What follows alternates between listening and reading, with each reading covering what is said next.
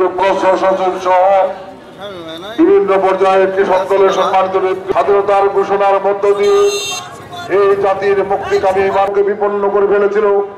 এই গণতন্ত্র পুনরুদ্ধারের সংগ্রামে কৃষির এই সমস্ত চিন্তা চেতনা পরিকল্পনার মধ্য দিয়ে ১৭ বছর এই বাংলাদেশে শেখ হাসিনার নেতৃত্বে আওয়ামী বাকশালী শাসক গোষ্ঠী নির্বাচনকে প্রহসনে পরিণত করে বাংলাদেশের মানুষকে ভোটের অধিকার থেকে বঞ্চিত করে রাষ্ট্রযন্ত্রগুলোকে দলীয় যন্ত্র হিসেবে ব্যবহার করে একতরফা ক্ষমতার মস্তক দখল করে রেখেছিল।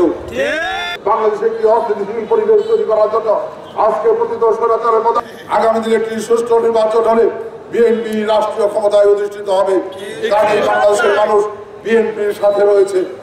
আর বিএনপি যদি রাষ্ট্রীয় ক্ষমতায় অধিষ্ঠিত হয়, এই বাংলাদেশের অর্থনীতির বড় একটি অংশ জুড়ে রয়েছে বাংলাদেশের কৃষি, যে কারণে বিএনপি কৃষিতে যুগান্তকারী সেই বিপ্লবের চিন্তা চেতনা পরিকল্পনা ঘোষণা করেছে, সংগ্রাম করেছে।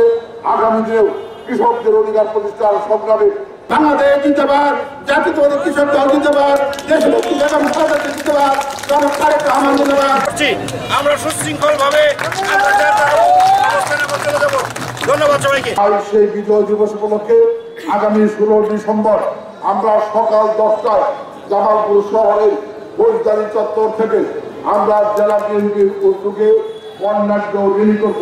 যে র্যালির নেতৃত্ব দিবেন আমাদের জেলা বিএনপির সংগ্রামী সভাপতি ফজলুল কবির তালুকদার সাহেব